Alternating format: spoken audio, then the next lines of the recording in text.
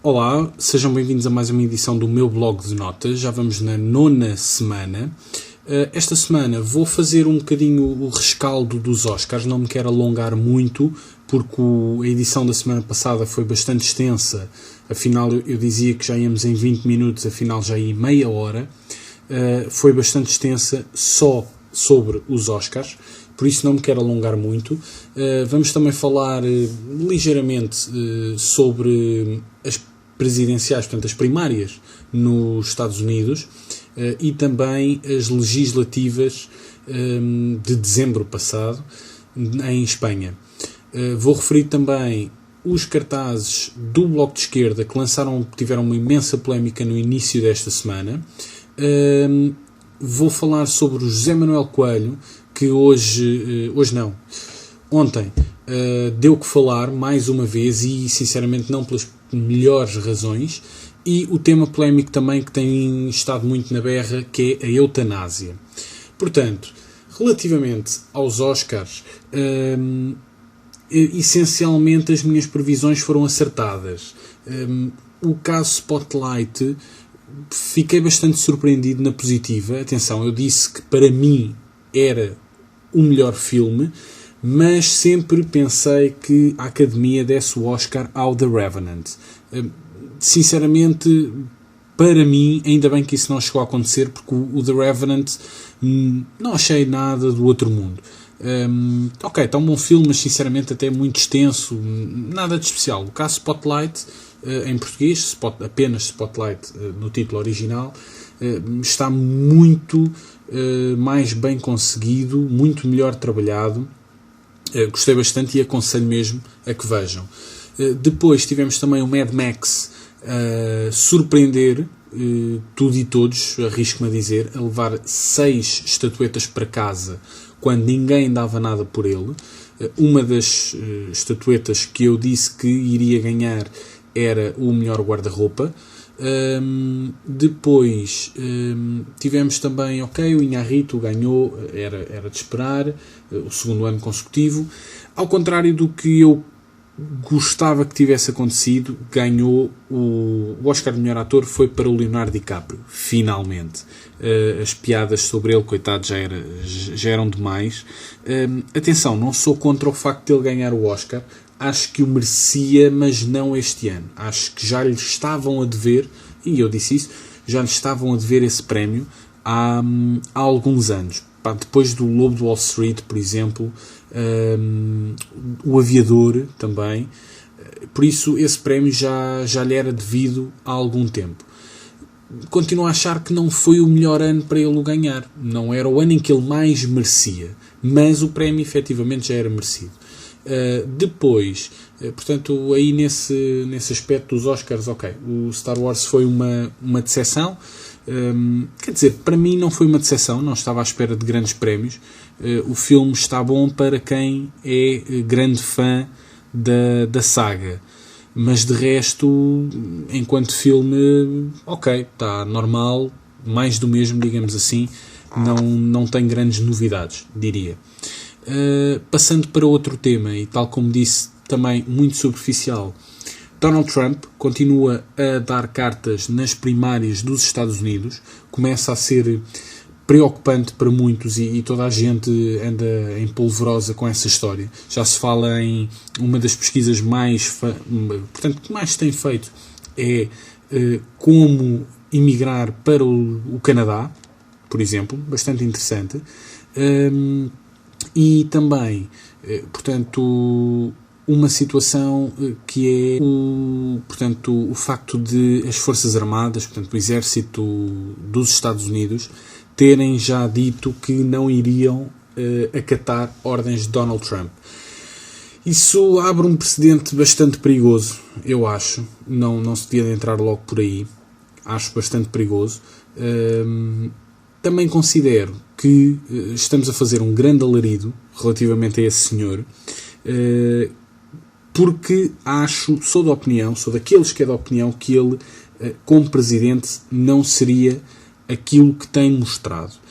Ou seja, já referi aqui anteriormente, ou se não na versão áudio, pelo menos num dos meus artigos em marcoferreira.com, porque por vezes vou adicionando, portanto, eu faço primeiro a gravação, depois transcrevo, mas acabo sempre por eventualmente lembrar de um ou outro ponto e acrescentar lá.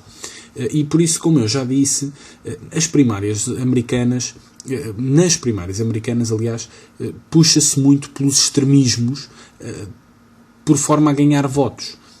Daí que o Donald Trump tem estado a encenar, portanto, a encarnar, aliás, e bem, um papel. E, de facto, tão bem que tem ganho votos. E ainda na super terça-feira ganhou em 7 estados, penso eu, dos que estavam a concurso, já não me lembro bem, mas foi uma grande vitória. Está muito lançado, começa a não dar hipótese aos adversários. Depois, relativamente a essa situação, lá está.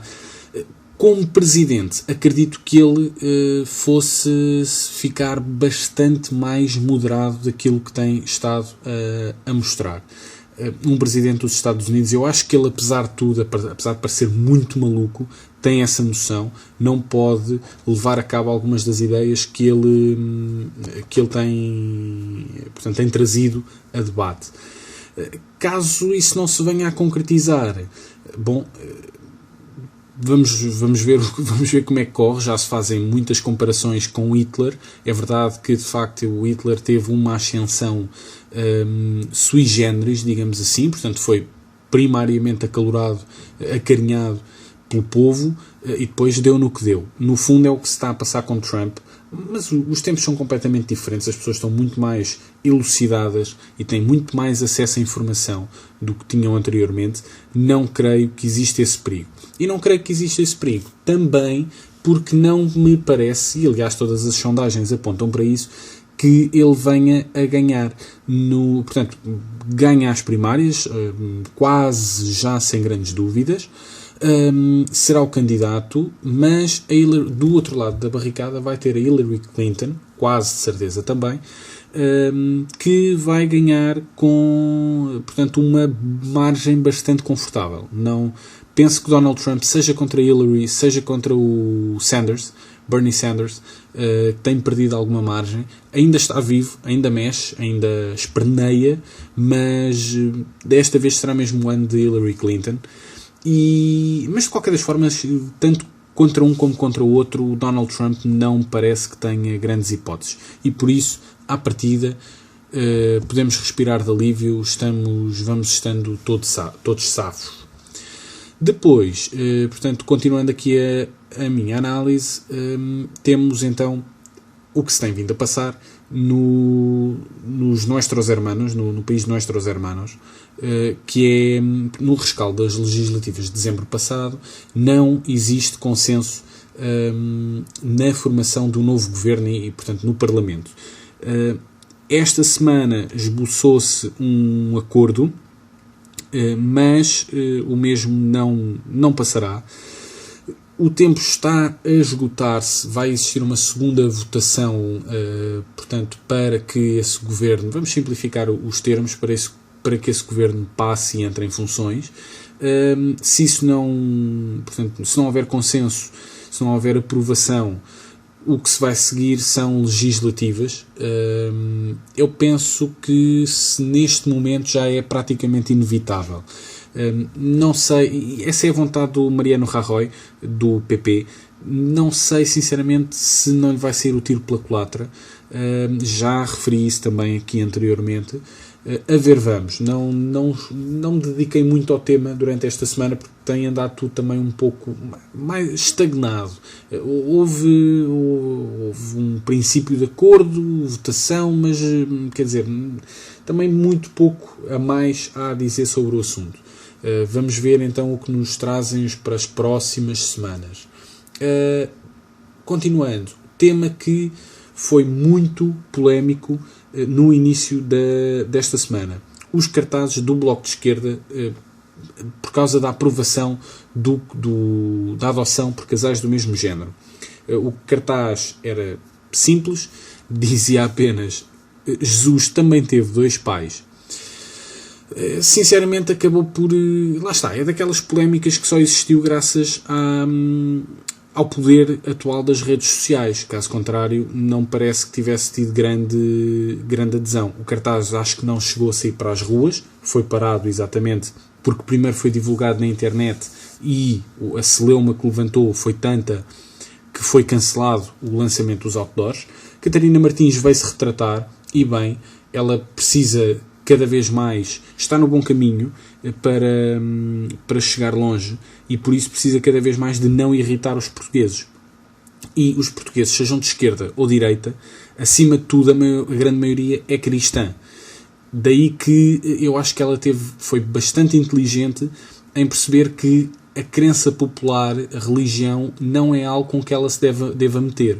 Tudo bem que, portanto, comunistas proclamam-se, e, portanto, a maioria podem ser ateus, agnósticos, pronto, seja como for, mas na realidade, boa parte, a maioria certamente, de quem vota, tanto no Bloco como no PCP, na realidade são cristãos.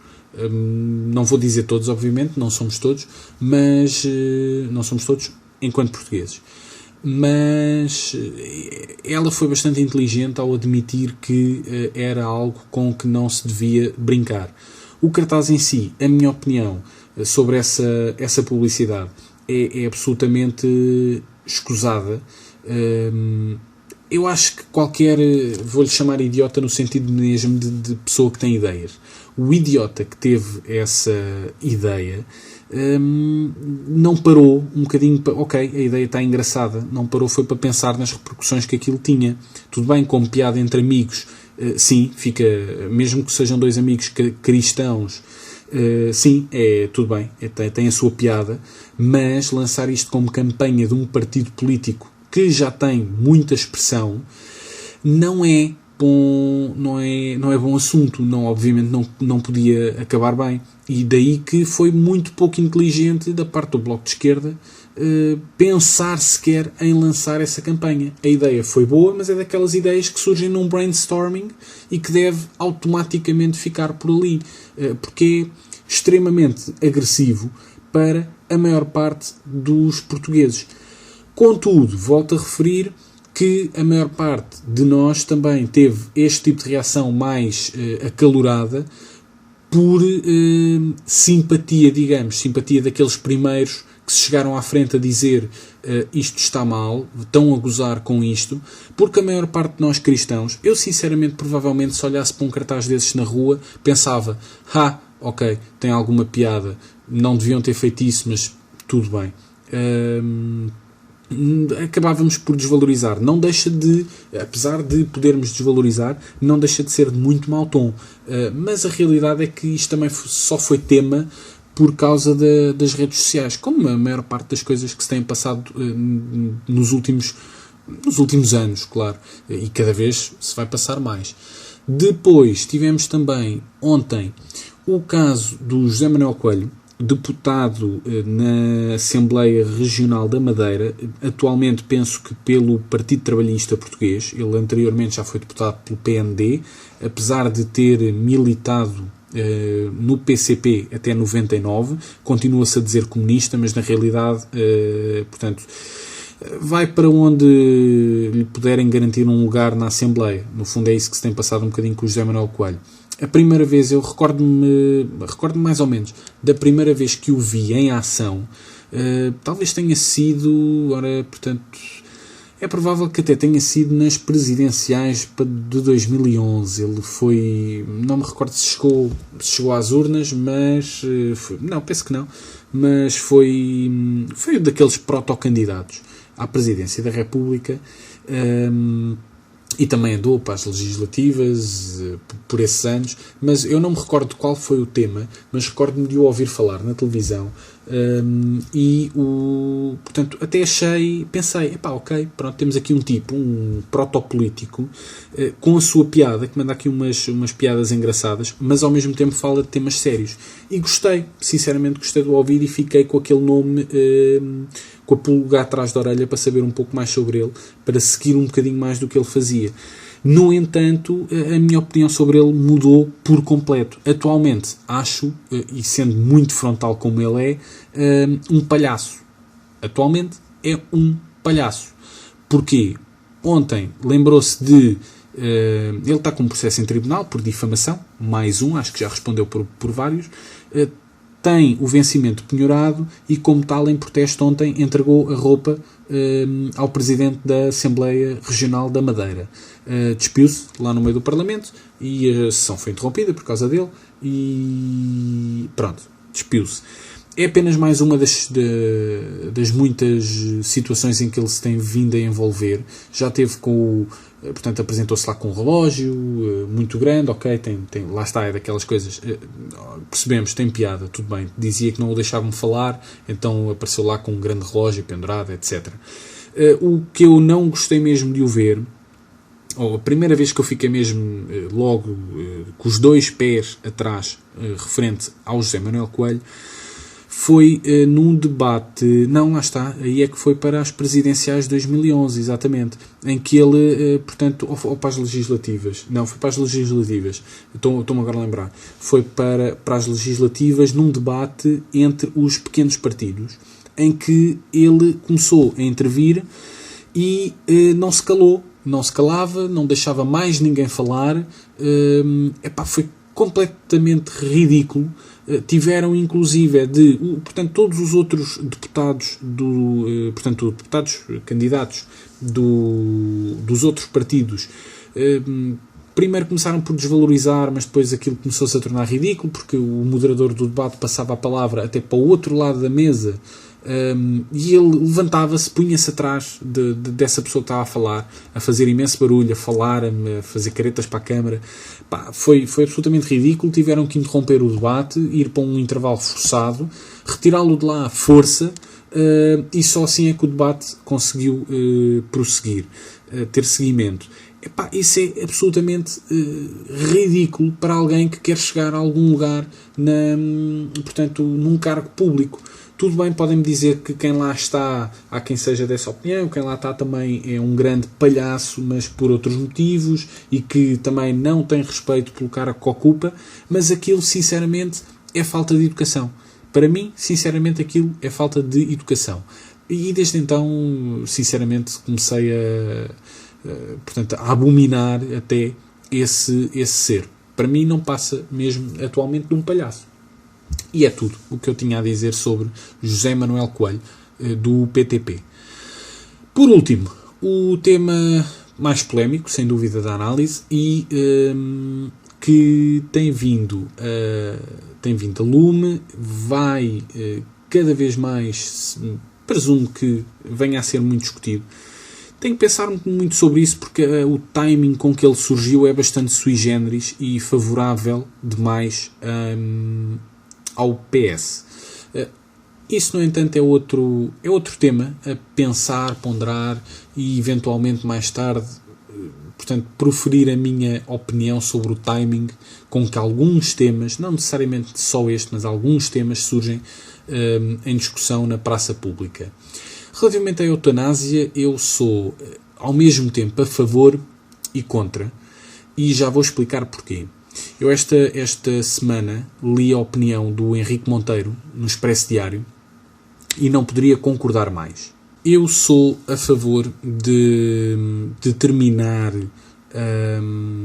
portanto, dar um termo à vida de uma forma digna, de forma a que a pessoa não esteja de forma consciente a sofrer e a definhar de dia para dia, em estado vegetativo, com dores, onde, portanto, o fim sabemos que está mais ou menos próximo, e há duas opções: terminar com o sofrimento naquele momento, para bem do próprio e de todos os que o rodeiam, ou continuar a definhar cada vez com mais dores, cada vez com menos condições para o próprio e para sofrimento de todos os que o rodeiam. No entanto, tendo em conta que é uma situação muito delicada, para mim o segredo aqui é não legislar. E foi exatamente essa opinião do Henrique Monteiro no Expresso Diário, algures, esta semana, em que ele diz que portanto, o melhor aqui é não legislar, e isto vem, obviamente, na sequência do que a bastonária da Ordem dos Enfermeiros disse, que, no fundo, isto já vem acontecendo.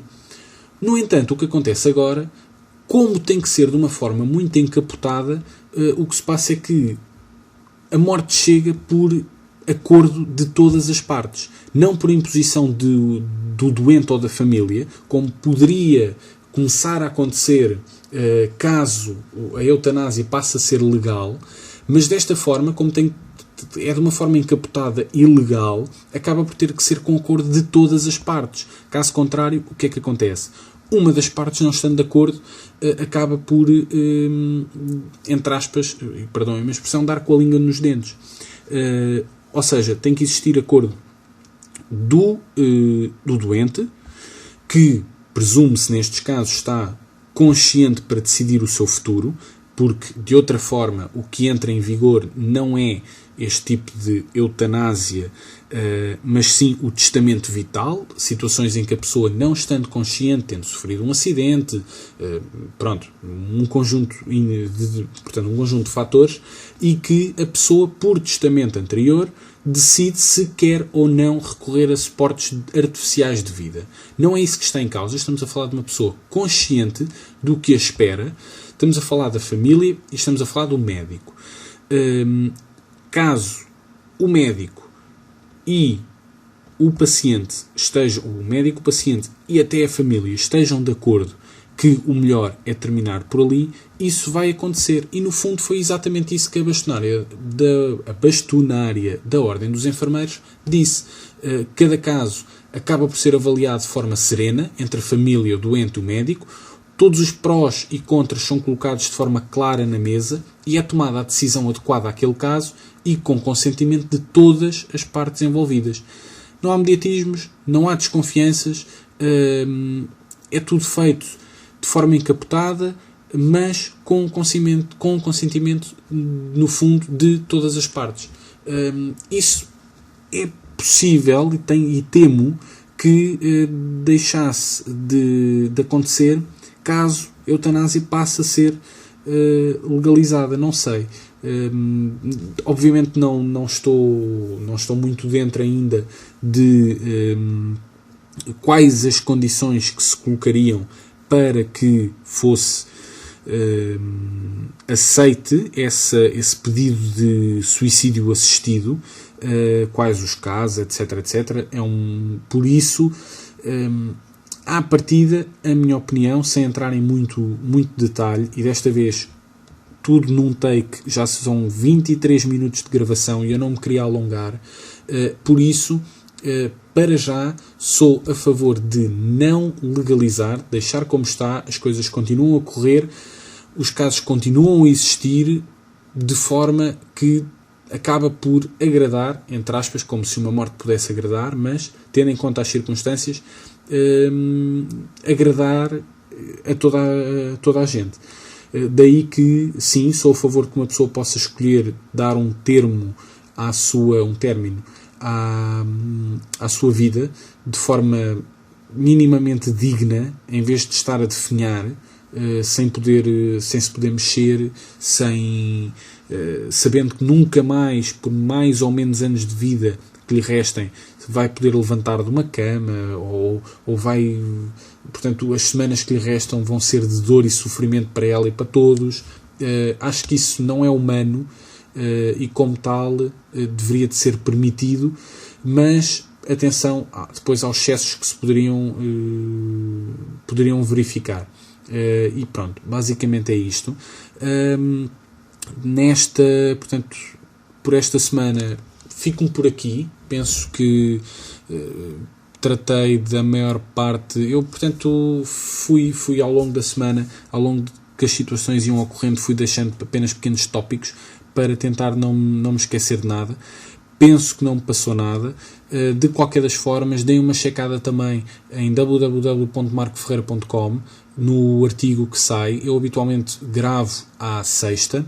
No entanto, por falta de tempo, acabo sempre por deixar a montagem. Portanto, neste caso é mais uma questão de as ilustrações. Portanto, arranjarem umas imagens engraçadas, pegarem tudo, juntar e disponibilizar online. Acabo por fazê-lo só, portanto, depois de agora já só no domingo à noite é que eu vou conseguir fazer isso, à altura em que também escrevo o artigo, publico tudo, por isso deixem a vossa opinião aqui em baixo, vejam www.marcoferreira.com, sigam-me no Facebook, Twitter, o Google+, portanto, mas acima de tudo peço a vossa opinião aqui em baixo. Tenho tido sempre a opinião do meu amigo Abel Zebu, também tem, e já referi, o seu próprio canal, que eu aconselho vivamente, mais uma vez, estás a ir bem, Abel. Ele, por exemplo, alertou-me para o facto de quem ouve no telemóvel ouvir muito baixo, parece que eu estou no fundo de um poço. A gravação é muito caseira, eu estou aqui quase em cima do meu telemóvel a falar para o mesmo, utilizando só o microfone do meu OnePlus One. Daí que por agora vai continuar assim, não tenho grandes, portanto não tenho outro tipo de material, nem me parece que seja para já razoável um investimento desse género, mas valeu a opinião, gosto sempre, todas as opiniões são válidas. Mais uma vez, visitem, vejam o videolog, não sei se ainda se chama assim, agora se calhar vai na volta, tem outro nome qualquer, do Abel. Continuem a seguir o meu e passem em www.marcoferreira.com. Um abraço e até para a semana.